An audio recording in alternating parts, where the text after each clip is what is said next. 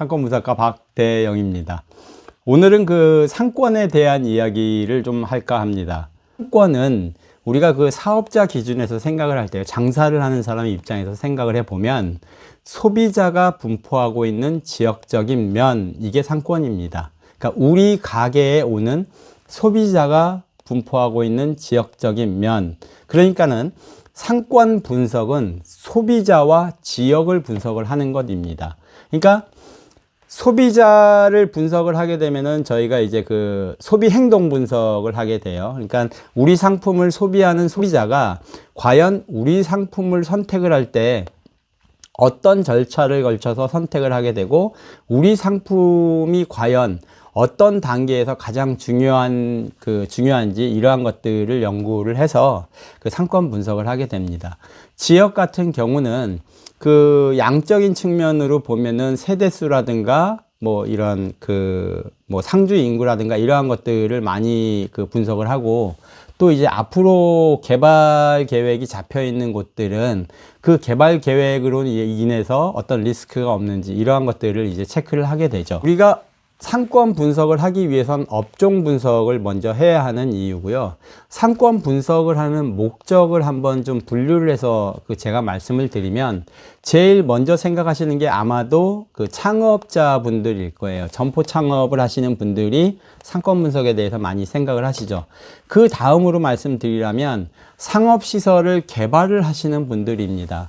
그러니까 큰 아파트 단지에 그 상업시설을 크게 따로 개발을 한다거나, 아니면 상업시설만 개발을 한다거나, 이런 상업시설을 개발을 하시는 분들이 상권 분석에 많은 공을 들이시죠. 왜냐하면 그 상권 분석이 결국은 우리가 그 분양을 했을 때 분양 타당성이 나오는지 안 나오는지, 이러한 것들을 미리 가늠을 할 수 있기 때문에 그 상권 분석에 많은 돈을 투자를 하십니다. 어느 나라 상권 분석을 할 때 그 나라의 인구 분포를 가장 먼저 보게 되죠. 그래서 우리나라 인구 분포에 대해서는 여러분들도 아마 잘 알고 계실 거예요. 베이비 부머 세대가 가장 그 인구 분포가 많죠. 베이비 부머 세대라 하면 이제 55세에서 지금 한 65세 정도, 이 사이에 계신 분들을 일컫는 말인데요. 이 베이비 부머 세대 분들 중에서도 그 65세 정도 되신 선배분들이 있고, 후배격인 55세 정도 되신 분들이 아마 계실 거예요. 근데 이 65세 정도 되신 선배님들 입장에서 한번 우리가 생각을 해봐요. 인구가 늘어나니까 모든 시설이 아마 부족했을 것입니다. 이분들이 그 직장 취업을 하고 이럴 때에도 마찬가지죠. 그리고 직장 취업을 하고 나서 이제 결혼을 하려고 보면 예식장이 부족했겠죠. 네. 이분들이 이제 예식을 하고 직장 생활을 하다가 주택을 구입을 해야 되잖아요. 그렇다 보면은 또 주택이 부족합니다. 다시 말씀드리면, 이 선배님들이 아파트를 사고 그러고 나면 앞으로 10년 동안 아파트를 사야 할 베이비부머 세대분들이 줄을 서고 있는 거예요. 아파트 가격이 오를까요? 떨어질까요? 당연히 오르겠죠. 자, 이 베이비부머 선배분들이 5년 전부터 이제 많이 은퇴를 하기 시작하셨습니다. 자, 그러면 이분들이 그때부터 대형 평형대 아파트를 팔았겠죠. 왜냐면 자녀들이 다 출가를 하고, 이제 두 분이서 계시니까 그 집도 좀 줄이고 임대 수익 나오는 거를 막 관심을 갖고 이러셨을 거예요.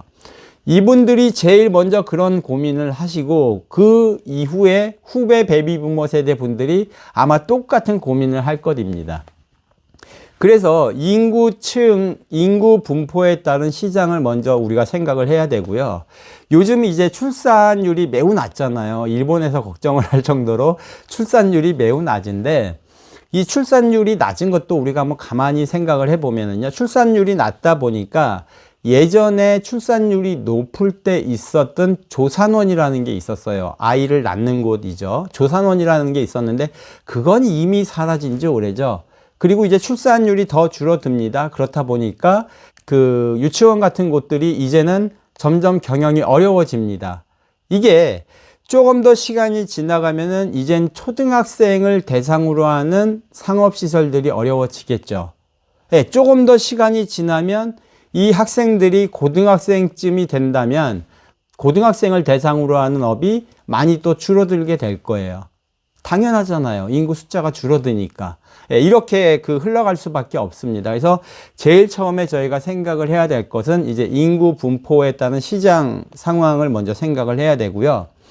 그 다음으로 우리가 이제 생각을 해야 될 게 소비자가 어떤 상품이든지 그 상품을 소비를 할 때 그 5단계를 걸치게 됩니다. 예를 들어서 제가 배가 고파서 이제 밥을 먹어야 합니다. 그러면 배가 고픈데 라고 하는 그 문제 인식을 하는 단계, 이 5단계를 한번 설명드려보면 문제 인식을 하는 단계, 그 다음에 뭐 먹지 하고서는 막 생각을 하는 정보 탐색 단계, 그 다음에 이제 대안을 평가를 합니다. 이 상품이 나을까?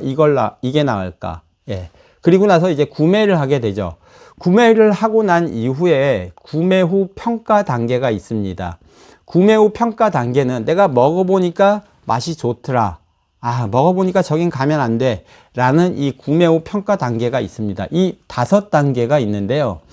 이 소비행동 분석을 하는 것이 왜 중요하냐면 내 상품을 어떻게 팔아야 할지, 어디에 홍보를 해야 될지, 어떤 상권에 내가 출점을 해야 될지에 대해서 방향을 잡을 수가 있죠. 우선 이제 그 문제 인식을 하는 단계, 문제 인식을 하는 단계에서 이제 소비 욕구를 느끼잖아요. 소비 욕구를 느끼고 그 다음에 이제 정보 탐색을 합니다.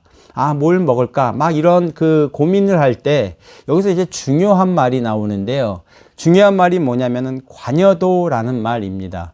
관여도라는 것은 내가 오랜 시간 서치하고 고민을 하고 나서 상품을 결정짓는 상품이 있는가 하면 어떤 상품은 그냥 지나다가 있네 하고 사는 상품들이 있어요.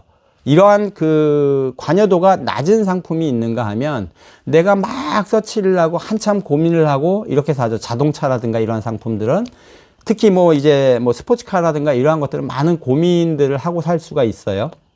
가격이 높을수록. 그러니까 이렇게 관여도가 높은 상품이 있고 관여도가 낮은 상품이 있습니다. 업종도 마찬가지입니다. 음식 같은 경우도 내가 허기를 때우기 위해서 먹는 간식이라든가 분식 같은 경우는 분식점, 배고파가지고 내가 배를 좀 채워야 되겠어요. 그러면 분식집을 가죠. 대부분 메뉴를 결정하지 않고 갑니다. 들어가서 분식집이 대부분 그렇죠. 김밥천국을 들어가서 메뉴를 한참 봅니다. 한참 보고 뭐 먹을까 고민하다가 순두부 주세요. 이런 식으로 하죠. 그래서 김밥천국 같은 경우는 또 특징이 뭐냐면 메뉴가 상당히 많아요. 이제 관여도가 낮은 상품이기 때문에 그렇습니다. 들어가서 결정을 하고. 하지만 우리가 오래간만에 100일이 되었어요. 사귄 지 100일이 되었습니다. 그러면 뭔가 멋있는 저녁을 먹고 싶어요. 그러면 많이 찾겠죠. 고민을 하겠죠. 이러한 것들을 관여도가 높은 상품, 높은 업종이라고 합니다. 관여도가 낮은 상품이라는 건, 관여도가 낮다라는 거는 담배와 같은 것들이죠. 이러한 것들은 그냥 보이면 들어가요. 그렇죠. 그러니까 다시 말씀드리면 담배 가게가 여기 첫 번째가 있고 두 번째 가게 한 칸 사이입니다. 그럼 첫 번째 집 들어가요. 그냥 굳이 두 번째를 갈 필요가 없단 말이에요. 하지만 관여도가 높은 상품 같은 경우는 보이지 않아도 상관이 없습니다. 저 구석에 들어가 있어도 상관이 없어요. 왜냐하면 사람들이 고민을 하고 구매 후 평가까지 다 이 블로그라든가 이런 걸 검색을 하고 찾아가기 때문에 관여도가 높은 상품들은 안쪽으로 가도 상관이 없단 말씀이에요. 그렇죠? 그러니까 내가 파는 상품이 관여도가 낮다면 무조건 좋은 자리를 선택을 하셔야 됩니다. 화장품 중에서요. 화장품으로 비교를 하자면 립스틱 같은 거 저가를 판다. 미샤라든가 이런 상품들 보시면 항상 좋은 자리에 들어가 있잖아요. 사람들이 많이 지나는 곳. 거기에 정말 이쁜 립스틱이 있습니다. 바로 들어가서 사죠. 자, 기능성 화장품, 뭐 피부과에 가서 사는 상품들, 이러한 상품들 그 피부과가 어디 구석에 들어가 있어도 찾아갑니다. 그렇죠. 그러니까 관여도가 내가 팔고자 하는 상품이 관여도가 높은지 낮은지 이거에 대해서 생각을 해 보셔야 되고요. 대안을 평가를 하죠. 이건 이제 경쟁점과 상관이 있는 것인데요. 우리가 이제 제가 이제 경쟁점, 경쟁 상권은 소비층, 소비 수준, 소비 패턴, 소비 목적이 유사하면 경쟁점입니다. 이렇게 말씀을 드렸는데요. 그 대안 중에 들어가는 그 메뉴나 상품들은 항상 이제 경쟁점이라고 보셔야 되겠죠. 그리고 나서 이제 구매를 합니다. 구매를 하고 난 이후에는 이제 구매 후 평가를 하게 되죠. 이 구매 후 평가는 요즘은 이제 음식점 같은 경우는 워낙 블로그에 많이 올라가기 때문에 이 구매 후 평가 단계가 매우 중요하죠. 그래서 그 구매 후 평가 관리를 잘 해야 하고요. 업종 중에서는 이제 가장 중요한 업종 중에 하나를 또 꼽으라면 미용실과 같은 서비스업입니다. 서비스업 같은 경우는 거의 이 구매 후 평가가 전부라고 해도 과언이 아니에요. 예, 보이지 않아도 상관없습니다. 예, 보이지 않아도 타투라든가 뭐 반영구라든가 이런 거 다 입소문 듣고 가잖아요. 가보면 다 어디 골목 안으로 들어가 있습니다. 간판도 안 걸어놓죠. 예, 그러니까 이 구매 후 평가가 가장 중요한 업종은 서비스업이 가장 중요합니다. 자, 이렇게 소비 행동을 분석을 해서 내가 창업하려고 하는 업종에 대해서 내 소비자 기준으로 생각을 해야 반드시 성공을 하실 수가 있습니다. 네, 감사합니다.